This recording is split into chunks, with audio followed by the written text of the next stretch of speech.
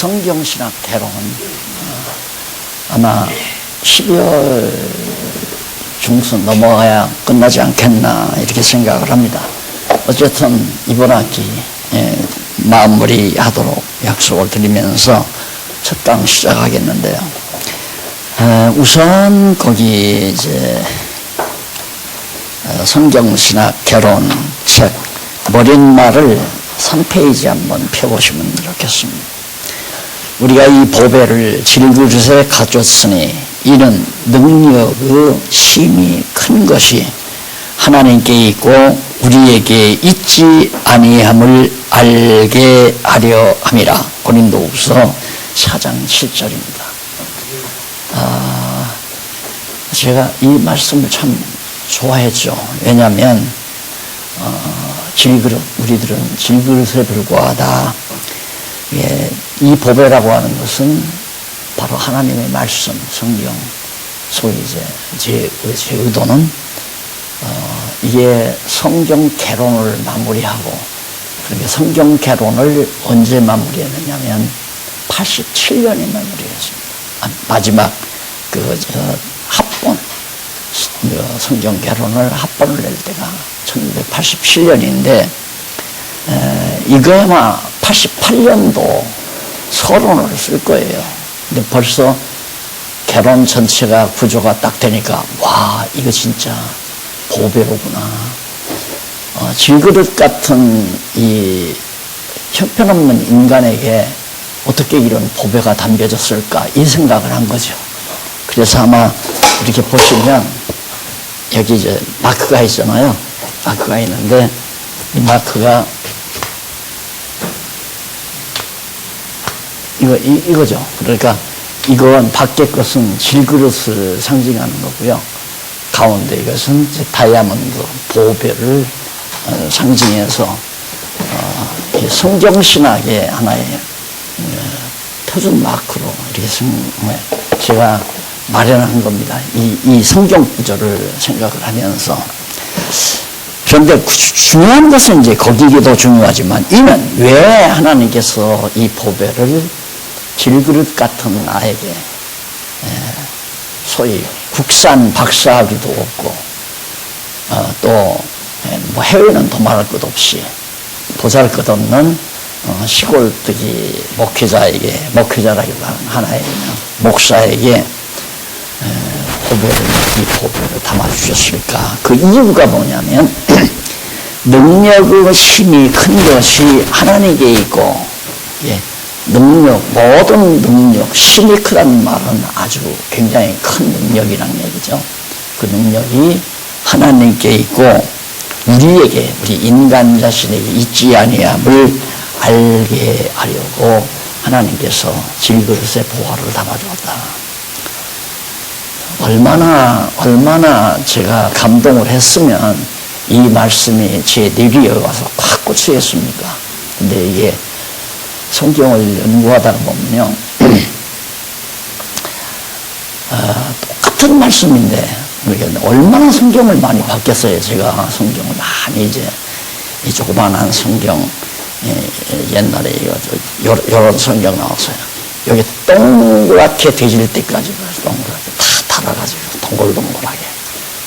귀 모서리가. 그때는 뭐 자크가 없는 때니까. 그렇게 보았기 때문에 아브라함과 다윗 사돈 예수 그리스도의 세계라 이거 얼마나 많이 바뀌었어요.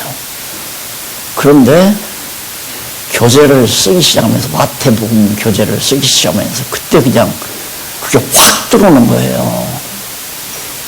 그러니까 우리가 성경을 봤다고 해서 깨닫는 게 아닙니다. 그냥 건성으로 넘어가는 거죠. 지금 여기도 보면 왜 하나님께서 나 못난 나에게 형편없는 학위도 없는 그리고 일반 대학을 나온 게 아니라 성서대학을 나와서 이름도 그때는 뭐 저 불광동 골짜기에서 고등학교 건물 아마 고등학교가 있었는지 그런 건물을 사가지고 제가 다닐 때 학교를 하더라고요. 학생들 한 7, 80명 되는 데서 그게 성서학교라고 그랬죠. 각종 대학 인가가 나가지고 성서대학인데 그 이름 없는 대학을 나와가지고 총신을 졸업한 나에게 하나님께서 하필이면 왜 이 보배를 담아주셨을까? 지금 아마 목사님들도 기가 꺾이는 것이 딱 보면 뭐 어디서 하버드에서 뭐 예일, 옥스포드에서 학위를 얻었다면 벌써 기가 딱 꺾이잖아요. 그럴 필요 전혀 없다고 생각을 해요. 저는 자만해서가 아니라 전혀 지금 제가 대학원 석사 코스 미국에 석사 코스 하는 사람들 몇 명이 강의를 들어요. 제 연구소에 와서 강의를 하는데 총장도 오고 총장 사모도 강의를 들어요. 근데 꼬박 두 부부가 같이 앉아 들어요. 나는 학생보다도 두 부부에게 관심이 많은 거죠. 근데 훨씬 강의 듣는 게 학적인 배경이 있으니까 강하게 들어가나 봐요. 학생들은 아무 말 없는데 총장이 목사님 그렇게 되면 이렇게 되겠네요. 그렇게 자기가 깨달아온 걸 얘기하는 거예요. 그분이 하버드 출신이거든요. 총장이 하버드 신과 출신인데 성경인데 어떡합니까? 성경인데. 그래서 그러니까 개론책이 다 합본이 나왔을 때는 쪽교재로 쓰던 것이 하나로 뭉쳐져서 융단 처리해가지고 합본으로 나온 때가 87년이니까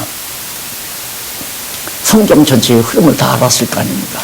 그 흐름을 안 것이 마태복음 1장 1절 내용이 강한 빛을 나에게 준 거죠. 그러니까 우리가 성경을 보아도 깊이를 못 깨닫지 못하는 경우가 참 많아요. 깨닫고 나서 이 성경 구절을 보니까 대단하더라 말입니다. 이게 진짜 하나님께서는 약한 자를 들어서 강한 자를 부끄럽게 하고 소위 지혜롭다고 하는 자, 미련한 자를 들어서 지혜롭다고 하는 자를 부끄럽게 한다. 왜? 당신에게 능력이 있음을 깨달아 알리게 하기 위해서.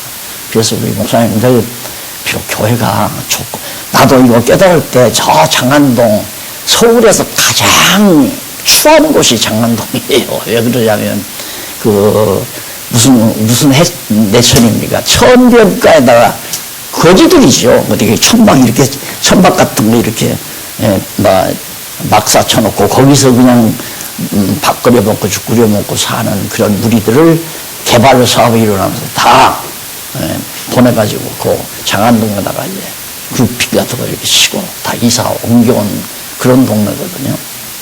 그러니까 정식으로 지은 주택들은 몇 채 안 되고 그냥 그렇게 거지촌과 같은 그런 상태였는데 거기 가서 이제 교회를 개척하면서 하니까 정말 한심했죠. 그러나 뭔가 좀 반짝했기 때문에 성경을 가르치고 싶어서 시작을 했는데 얼마나 제가 가르치고 싶었으면 그런 양반들 하루하루 떼거리가 어려운 양반들 니아가에다가 물을 싣고 저 달동네 가서 겨울에도 물 팔아서 정말 불편한 과부가 그렇게 물을 팔아서 먹고 사는 분이 11조를 내서 베푸는 식이 들어와요.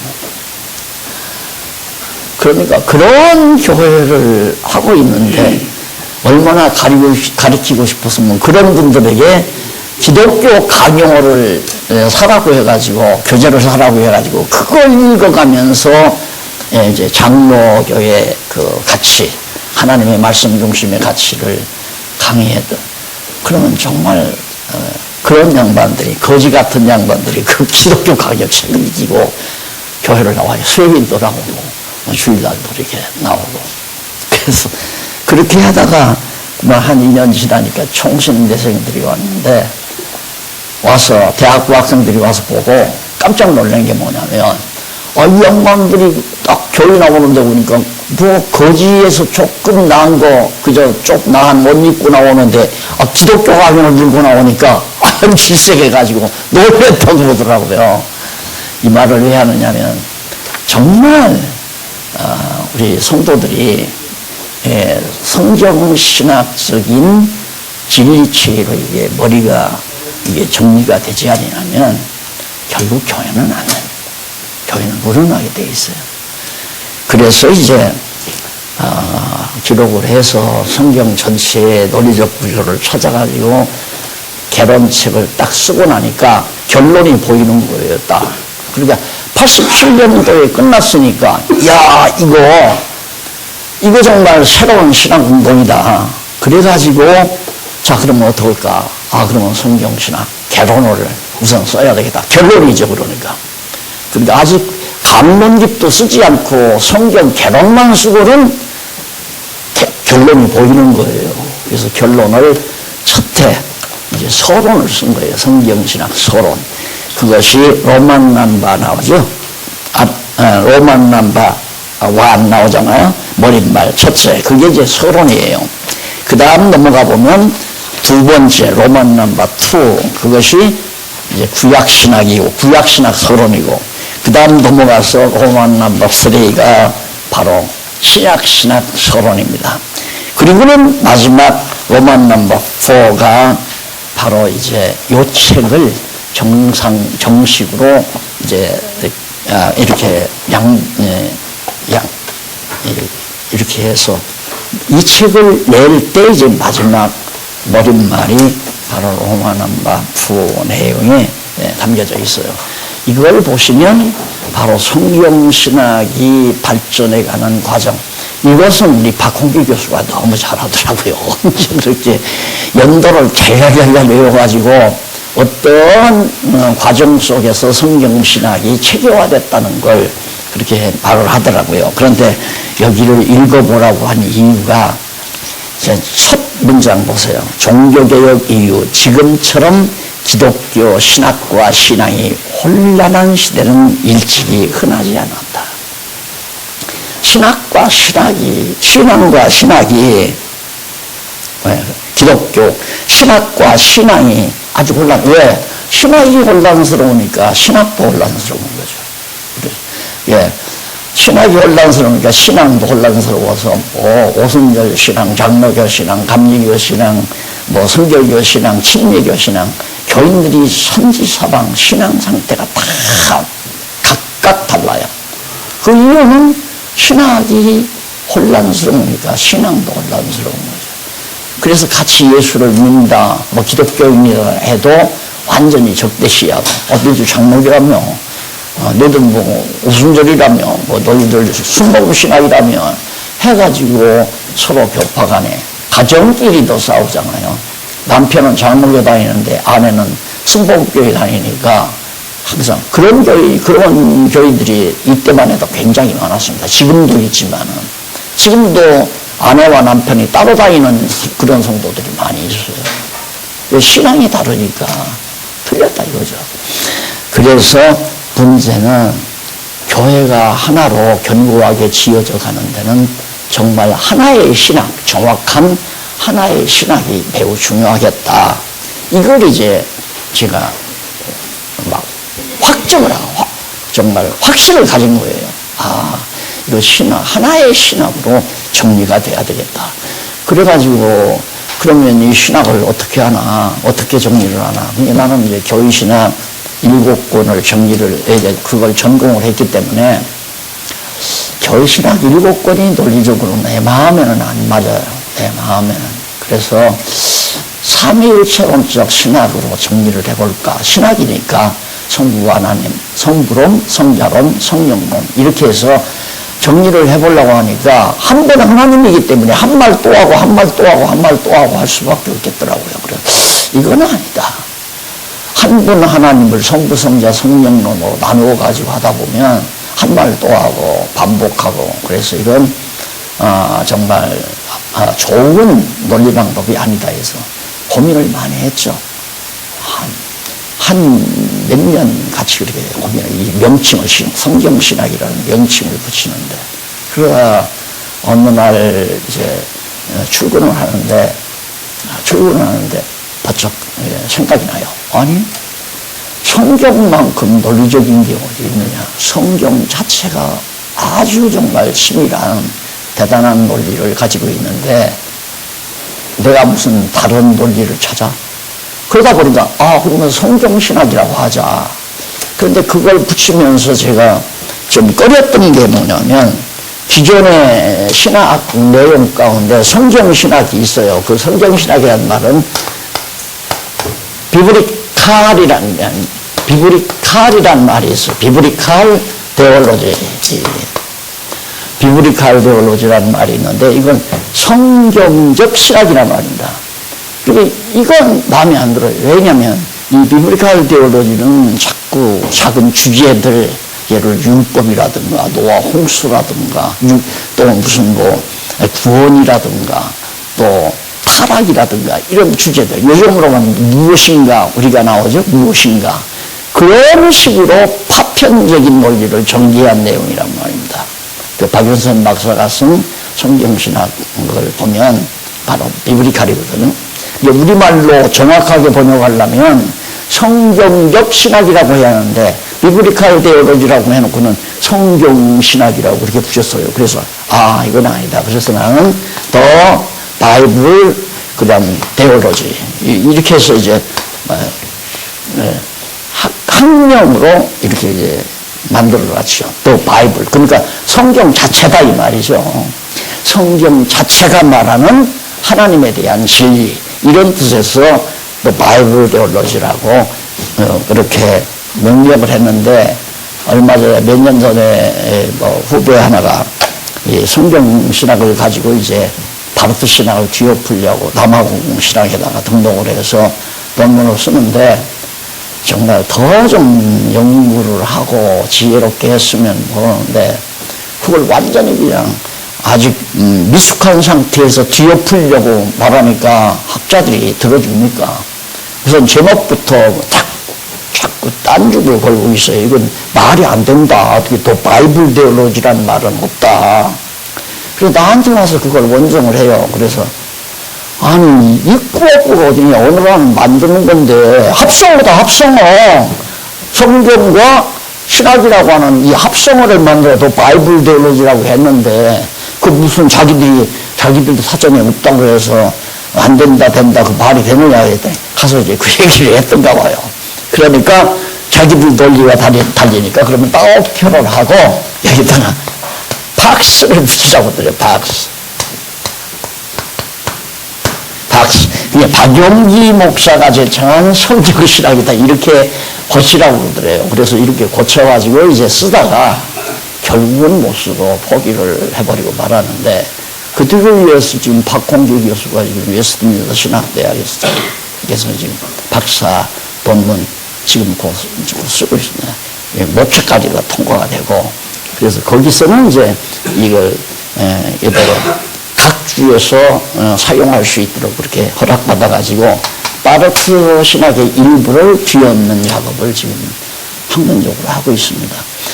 자, 그래서 이런 과정을 우리 성경신학이라고 하는 것이 사실 장안동 거지촌에서 싹 터오른 것이 오늘날 정말 우리 한국에도 이제 고개를 내밀기 시작하고 세계 각국을 향해서도 얼굴을 내밀기 시작했다고 하는 것은 저는 이제 죽어도 여한이 없죠. 지금 하나님께서 부르셔도 하나님 더 좀 살급시킨다 하고 하고 싶은 마음은 없어요. 그런데다가 또 아주 철저히 이제 이걸 받아서 후대로 개성시킬 현재 여기 계시는 우리 목사님들도 계시고, 또 나하고 더구나 또 우리 박홍기 교수가 너무 열정적으로 이 책이 출발할 때 하기까지 공부를 했으니까 책을 얼마나 많이 받겠어요. 니체 철학을 전국에서 학위를 받았어요. 그것도 니체 철학의 정치관에 대해서 썼으니까 책 그냥 역사, 문화사 다 모르고는 그거 쓸 수가 없잖아요. 그런데 이 성경신학 이게 막 때가 타닥타닥 새까맣게 묻도록, 우리 김현수 장로님 책은 깨끗해요. 그런데 박홍기 교수 책은 여기에 막 딱지가 그냥 다 가득 붙어 있고 막 때가 타닥타닥 붙어 있어요.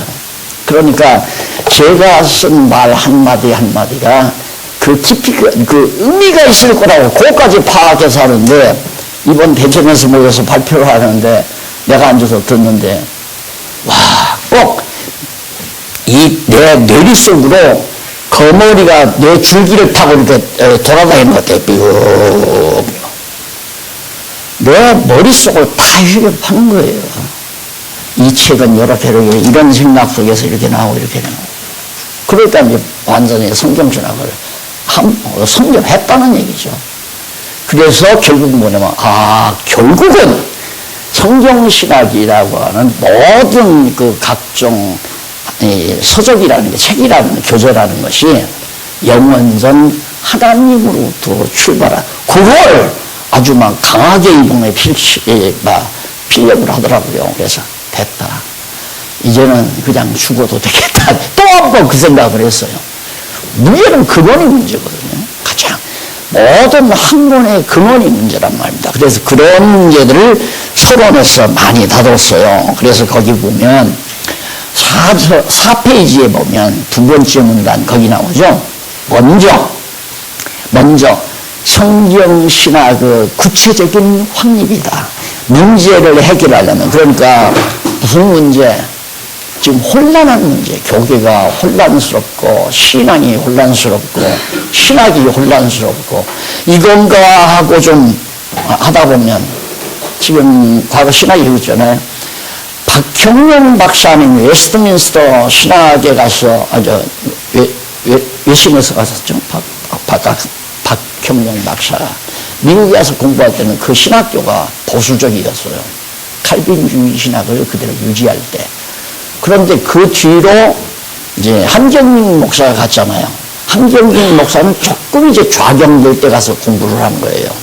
그 다음에 누가 가면 김재준 박사가 갔어요. 김재준 박사가 가서 거기 가서 공부하고 나니까 완전 좌경이 된 거죠.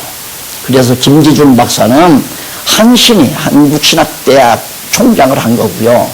그 다음 한경민 목사는 이제 영락교회 목회자로서 결국 통합 측의 거물로서 중주로서 그렇게 해서 이제 장신대학, 광나루 장신대학을 세워서 그 자기가 배운, 그러니까 퇴색된 보수주의 신학에서 퇴색된 신학을 펼친 것이 지금 통합 측 아닙니까? 그리고 한신청 한국신학대학은 완전히 좌경된 정치 이념을 가진 그런 신학이 돼버린 거고, 박형룡 박사는 다행스럽게 좌경되기 전이기 때문에 그래도 미숙하지만 칼빈주의 신학을 그대로 총신에다가 옮겨가지고, 제가 가서 그 혜택을 받는데 나 나올 무렵에 벌써 파르트 신학이 총신에 들어오는 느낌을 제가 받았거든요. 그러니까 이 서문에서 이거 신학의 혼란이가 안 된다. 지금 파르트 신학이 마련됐잖아요. 앞으로 10년 내지 20년 지나면 또 다른 건 나와요. 또 다른 거. 그러니까 안 된다 이 말입니다. 그러니까 영원히 불변하고 변함이 없는 완벽한 신학은 성경신학밖에 없잖아요. 성경이 말하는 하나님이 어떤 하나님이냐, 이것은 아무도 거부할 수가 없어요. 그걸 내가 지금 현재 월요일날 확인해요. 월요일날 강의하거든요. 총장하고 총장 부인하고 학생, 석사학위 받을 사람들 몇 사람하고 앉아 있어요. 거기서 강의하니까 하버드 완전히 좌경된 하버드 신학이 완전히 좌경된 거 아니에요. 그 신학을 그분은 그래도 몇십 년 전에 했다니까 약간의 보수성이 있어요. 30년 전인가 뭐 했대요. 하버드 신학을. 이 강의를 하면 그냥 설득이 된다니까요. 그래서 내가 결강을 하면 그냥 넘어가도 되잖아요. 그거 목사님 보강해 주십시오. 하고 2시간씩 시킨다니까. 그러니까 영체도 좋죠. 감사료도 한 푼도 안 주면서 2시간씩. 내가 약속을 해서 나 감사료 안 받는다. 감사료. 그러고 했더니만 안 받는다니까 안 줘요. 그래, 하나도 안 받고 하는데도 뭐 1시간 더 해달라, 빠지면 더 해달라. 왜 이 이야기를 하느냐면, 성경신학은 내가 만들어낸 것도 아니고, 이건 그냥 성경 속에 있는 것을 발견해낸 거죠. 발견. 내가 연구한 게 아니라 찾아낸, 발견케 하신 거다. 누가? 하나님께서. 어떻게? 눈을 열고 지혜를 줘서 깨닫게 해가지고. 그래서 성경신학 구체적인 확립, 이게 매우 중요하다. 그런데 했잖아요. 이게 지금 87년에 한 건데, 요게 이제 87년에 쓴 거고, 88년에 쓴 건데, 지금 19년, 이게 다 쓴 지가 2014년 다 썼으니까, 강론집을. 그게 성경신학 확립 다 했잖아요. 그러니까 그걸 강하게 느꼈기 때문에 그냥 내 생을 걸고 한 거예요. 그냥 들어앉아서 이단이라고 하든 말든 교인들이 많이 오든 말든 그냥 주일날 나가서 강의해주고 연구실에 앉아서 계속 성경 보면서 성경 전체의 논리적 구조를 찾아 바로 성경신학이라고 하는 성경 개론을 딱 쓰니까 보세요. 성경 개론 나왔죠. 그 다음 성경 강론 나왔죠. 그 다음 성경 신학 서론 나왔죠. 서론 나왔죠.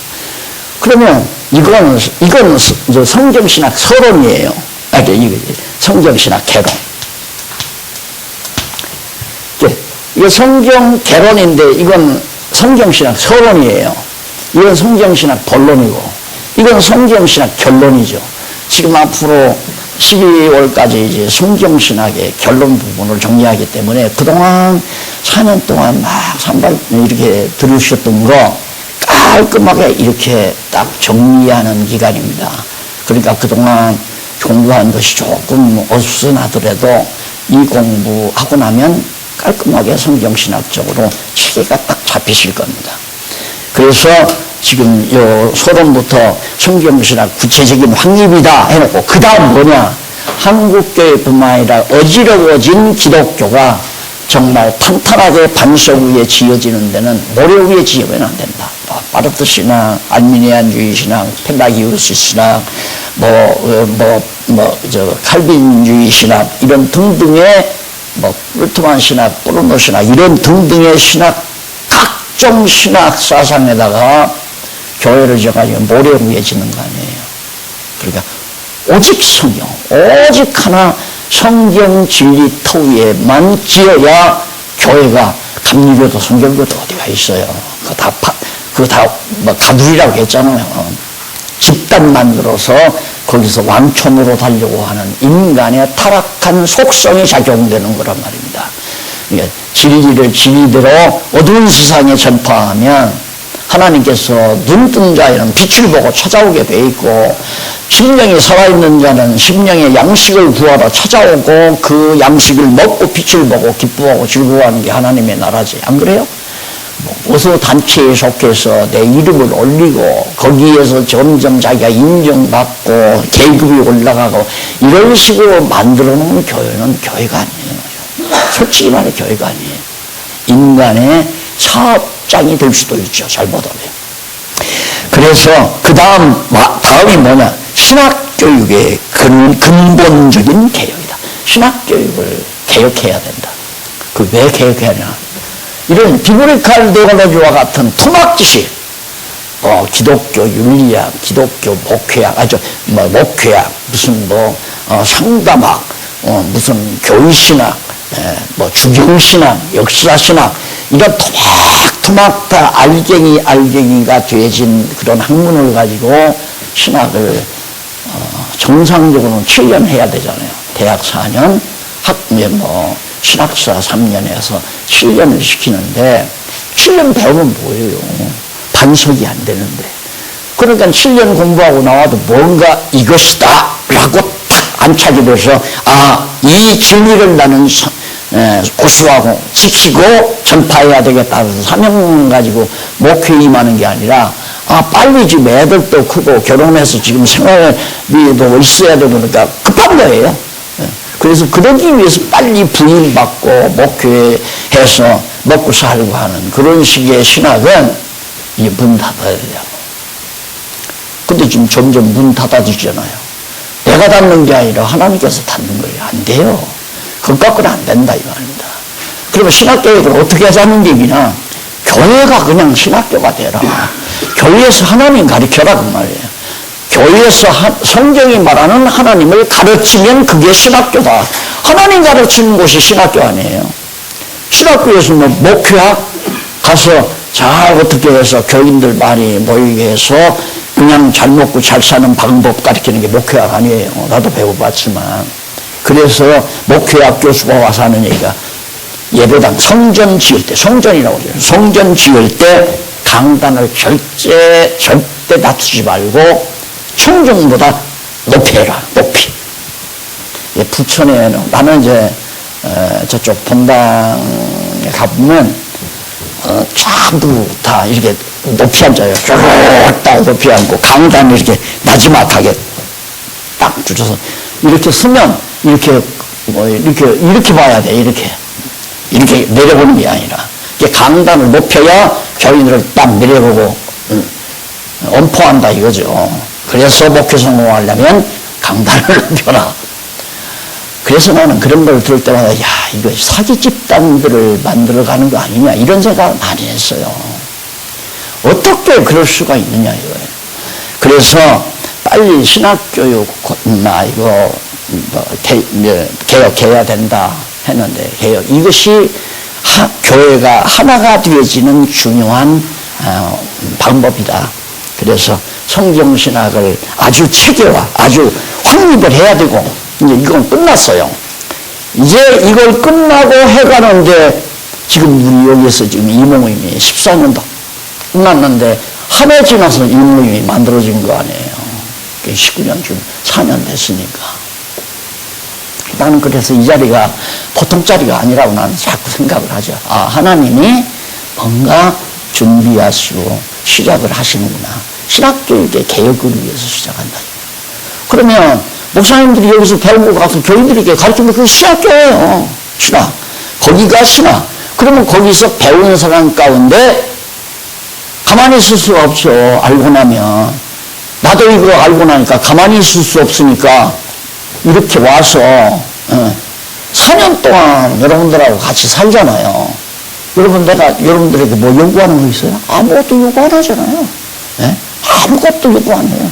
그냥 오직 이게 진리입니다 하고 말씀드리는 것 뿐이지. 그렇게 살다가 보니까 나도 지금 딱 그렇게 해서 체제개혁하기에 체제개혁이라는 게 바로 이걸 얘기하는 거예요. 이거. 확립됐으니까 성경신학 확립됐으니까 이제 신학교처럼 교회가 돼야 된다. 공부 계속 성경신학 공부시키는 거 하나님이 어떤 분인가 하는 거 그렇게 해서 지금 한 10년은 채 안 되죠. 19년이니까 이렇게 하니까 지금 누가 하라고도 안 했는데 공부 모임이 10대 개가 넘어요. 지금 주보에 올라있는 것만도 11개가 되고 그거 외에도 밖에서 지금 이루어지는 것이 400개가 넘는단 말입니다. 놀랍잖아요. 그러니까 배우고 나면 가만히 있을 수가 없는 거예요.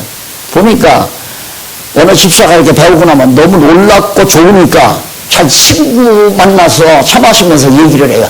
야 그럼 나 좀 가르쳐 줄래? 이렇게 해가지고 시작이 되더라고요.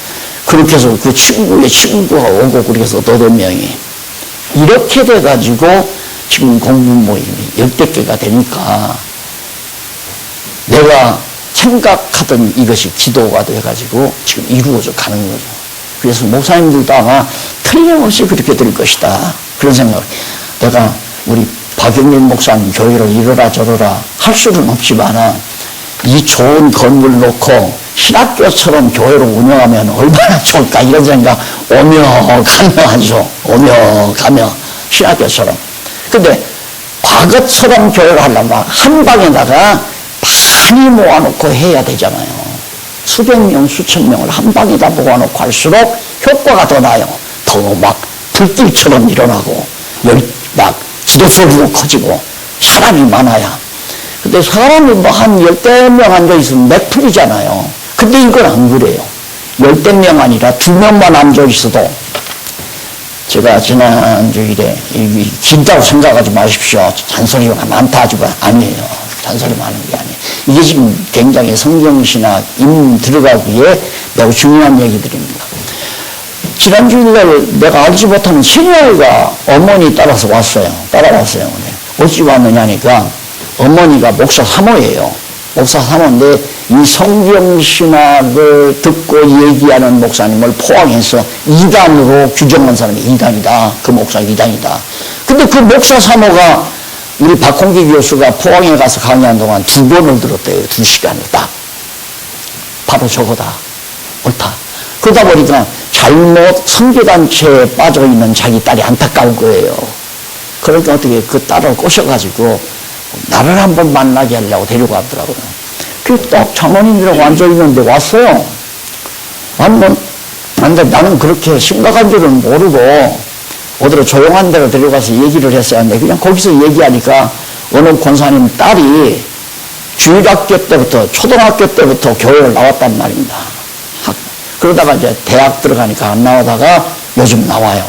나왔는데 그 아가씨하고 얘기를 하는데 권사님 딸이 듣고 감동을 해요. 그러면 그 아가씨는 막 반발을 해, 반항을. 하나님은 뭐 다 하시면 뭐 나는 아무것도 안 해도 됩니까? 이러면서. 그래서 내가 딱 하나님은 절대자 맞습니까? 맞대요. 인간은요, 그럼 상대자래요. 그러면 절대자 앞에 상대자가 자유가 있느냐? 그러니까 없죠. 그래도 자유의지가 있다고 그래요. 그래도 이러면서 자꾸 얘기를 하는데 안 들어가요, 그 사람은. 그러잖아요. 그 아가씨는. 근데 난데없이 권사님 딸이 감동을 받아가지고 깨닫는 거죠. 그러니까 하나님이 들어야 될 자는 듣기 때문에 2명이든 10명이든 관계가 없어요. 힘이 나죠. 이 진리를 전하니까. 그래서 들은 사람들이 가서 또 모여가지고 전하고. 그러니까 바울이 그랬잖아요. 신실한 자들에게 가르쳐라, 너는. 그러면 그도 가서 신실한 자들에게 가르친다. 그 말이에요. 그게 신학교예요. 그러니까 우리 목사님들이 교회에서 10명이든 50명이든 이렇게 잘 가르쳐 놓으면 그 사람들이 가서 해야지 목사님 혼자 여기 다니고 저기 다니고 언제 전파되겠습니까? 그래서 그리고 더더군다나 이제 돈을 주어야 전파되는 지금 직업적 목사, 직업의식을 가지고 있는 목사 많이 만들어내봤대자 교회는 더 접어들어요. 앞으로는 그렇게 되지도 않아요.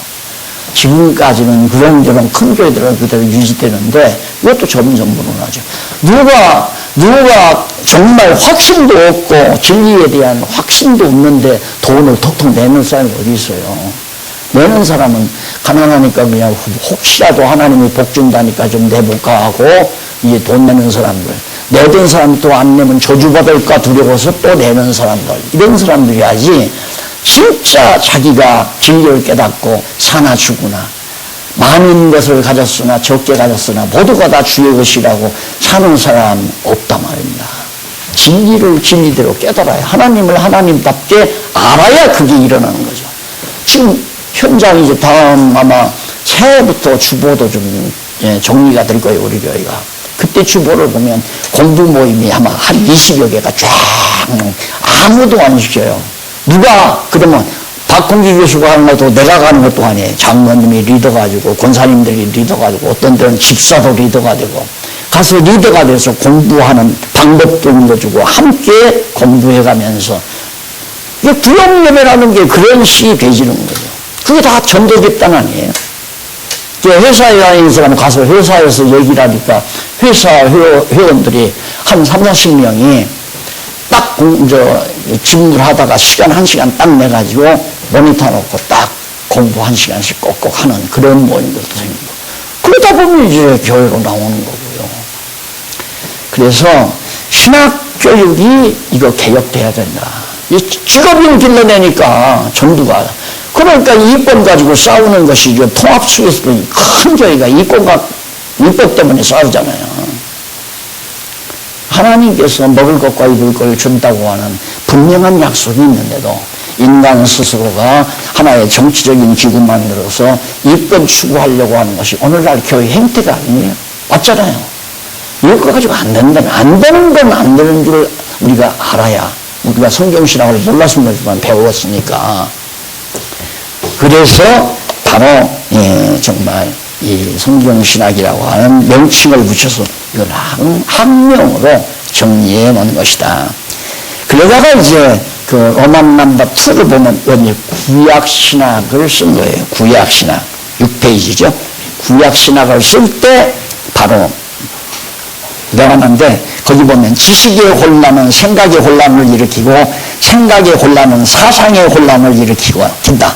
그리고 사상의 혼란은 행동의 혼란, 결국 행동의 혼란은 무질서를 일으키고 무질서가 결국 우리를 자멸하게 만드는 이 지구상의 모든 인류가 무질서해진다면 완전히 IS가 다 세상 정보가죠. 질서가 없으면. 그러니까 질서라는 게 매우 중요한데 교회도 질서, 하나님은 어지러움의 하나님이 아니요 질서의 하나님이기 때문에 질서가 잡히는 것은 지식이 하나로 있어야 한다. 그게 성경이 말하는 아는 것과 믿는 것이 하나 되는 거죠. 아는 것과 믿는 것으로 하나 되는 것으로 이루어지는 것이다. 그리고 문제는 두 번째 문단 처음에 보세요. 그런데 여기서 문제가 되는 것은 그렇게 중요한 신지식, 하나님에 대한 지식이 굉장히 중요하잖아요. 그런데 신지식을 어떻게 얻을 수 있느냐. 하나님을 아는 지식으로 다 똘똘 뭉쳐야 되는데 그러면 하나님 지식을 어떻게 얻느냐. 이것이 문제인데 그것은 성경에서 밖에 얻을 수가 없잖아요. 어떤 책도 영국 대형 도서관이나 큰 국립도서관 안에 비치되어 있는 책이 엄청 많지만은 그 많은 책 속에서 하나님에 대한 지식을 못 얻어요. 그러니까 정말 지난번 말씀드린 호킹도 하나님 없다고 살면서 계속 주장했고 그 아인슈타인도 죽으면서 비열하게 편지문에다가 하나님 안 계시다고 그러고 죽잖아요. 다른 책에서 구할 수가 없으니까. 그리고 성경책은 폼으로 그냥 꽂아놓죠. 자기 서재에다 폼으로 딱 꽂아놓지만 어떤 학자고 성경책 안 꽂은 학자는 별로 없잖아요. 근데 꽂아놓으면 뭐예요? 그게 무슨 뜻인지를 모르는데. 그러니까 성경을 성경대로 알면 하나님은 이런 분이시다가 확인이 되니까 그래서 모든 사람 왜 그게 중요하냐면 이제 내용 들어가서 공부할 때 나오겠지만 어떤 학문이든지 근원이 문제예요. 근원. 그러니까 인간이 사고를 할 수 있잖아요. 근데 어디서부터 생각을 하는가 근원을 모르니까 자연히 야 이거 이 손가락이 새끼손가락이 왜 이렇게 항상 새끼손가락은 이 명지보다 항상 작을까? 그 어떻게 다 사람마다 이렇게 손가락이 비슷할까? 여기 문제가 생기잖아요. 그럼 거기서부터 이제 이걸 귀납이라고 그러잖아요. 귀납. 결과에서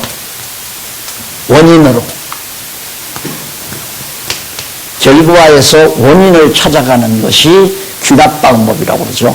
이게 학문 방법은, 세속 학문 방법은 전부 귀납 방법이에요. 이게 아주 저 마지막 결과에서 이 열매, 사과 열매에서 원인을 찾아가다 보니까 원인이 뿌리 같죠. 그럼 뿌리는 어떻게 해서 그렇게 생겼느냐. 거기서부터 또 결과로부터 원인을 찾다가 보면 결국 원인에서 원인을 찾고 찾다가 보면 여기서는 모르겠다 이렇게 나오더라고. 알 수가 없다. 왜?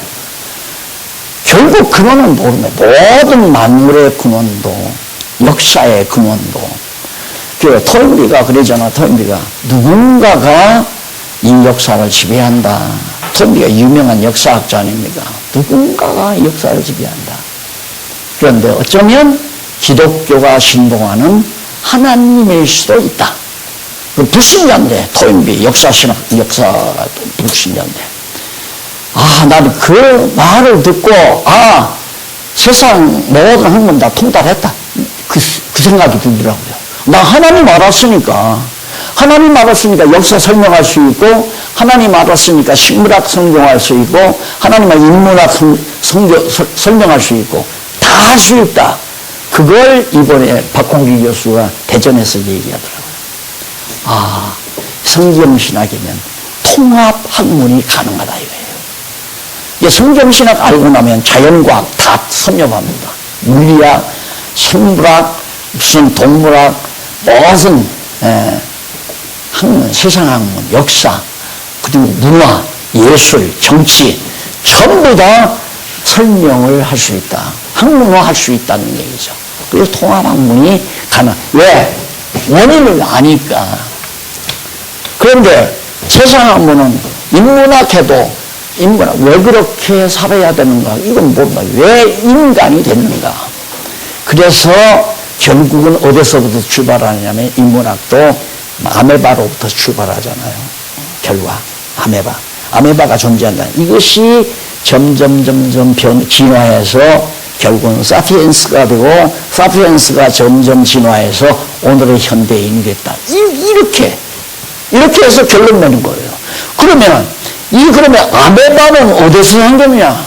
그러다 보니까 원인을 찾아야 되잖아요, 이걸. 근데 그걸 못 찾으니까 그냥 귀납 방법으로 하다가 원인 못 찾고 과정에서 끝나버리고 마는 거예요, 귀납으로. 근데 우리는 그게 아니라 성경신학을 알면 하나님 원인, 가장 근본 원인자를 알았기 때문에 연역 방법으로 설명을 해요, 연역 방법. 하나님께서 아담과 하와를 창조하고 그의 자손을 이렇게 하고, 그래서 사피엔스는 동물에서 인간으로 이렇게 바뀌어지는 경계선이라고 자기들은 생각하지만, 그럼 지금도 사피엔스가 있어야죠.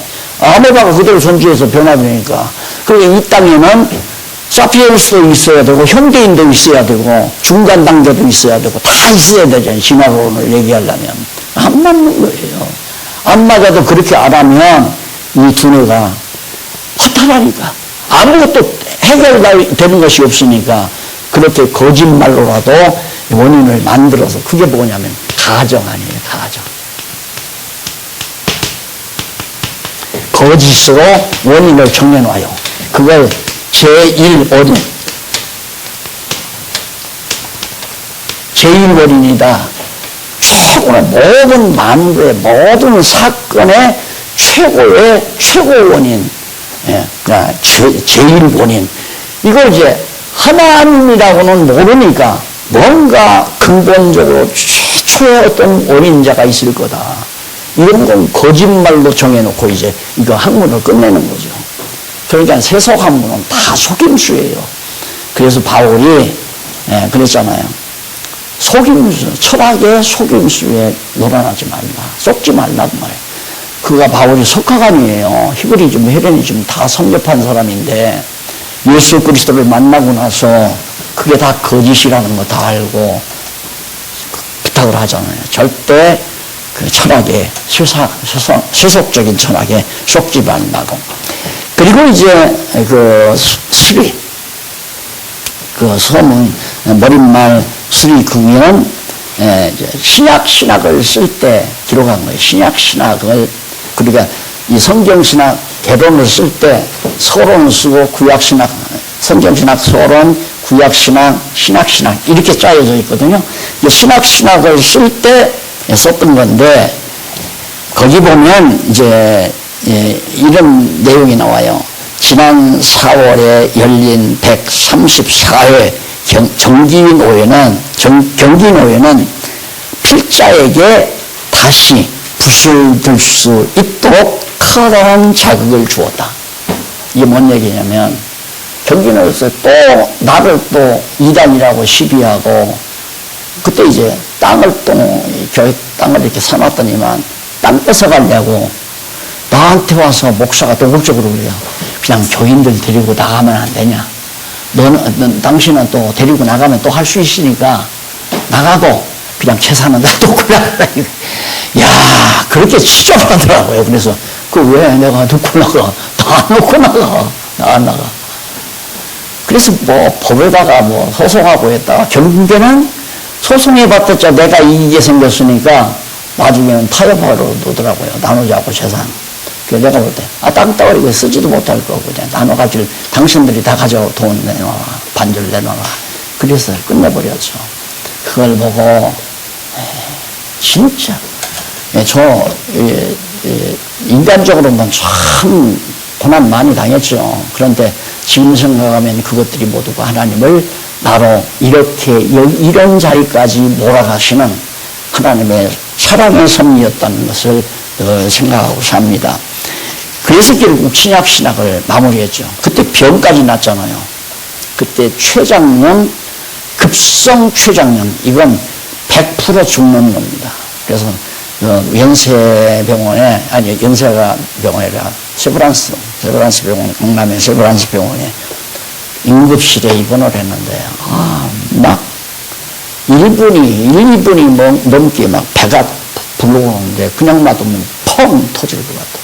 차가지고. 그럼 와서 관장해주고, 약도 없대요. 약도 없고, 뭐 치료 방법이 없고. 그러니까 그러다 보면 지치면 죽어버리는 거 아닙니까?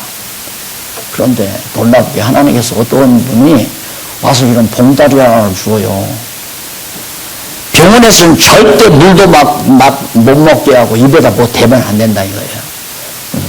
이거 당신 이거 먹어야 삽니다. 그러더라고. 그리고 갔어요. 그럼 죽겠는데 어떻게 해요? 그래서 그걸 우연해서 이렇게 손가락에다 찍어서 한번 살며시 혀에다 댔어요. 지금으로 생각하면 아마 비상 아니었나. 나 지금도 그게 무슨 약인지 몰라요. 대고 나니까 조금 있으면 와 꼬르륵 하면서 이게 관장이 되는데, 그래 살아났잖아요. 그래서 한 달 동안 이제 추수로 한의학으로 추스린 다음에 바로 이 신약신학을 썼죠. 그래서 매년마다 나온 겁니다. 88년에 서론 나오고, 89년에 89년에 구약신학 나오고, 90년에 아마 그렇게 됐을 거예요. 87년 초여름에 이게 나왔네요. 요 책이 1997년에 요 합본에 이제 4번, 4번째로 이게 편집이 돼서 이렇게 나온 책입니다. 그래서 우리가 성경신학이 얼마나 귀중한 건가.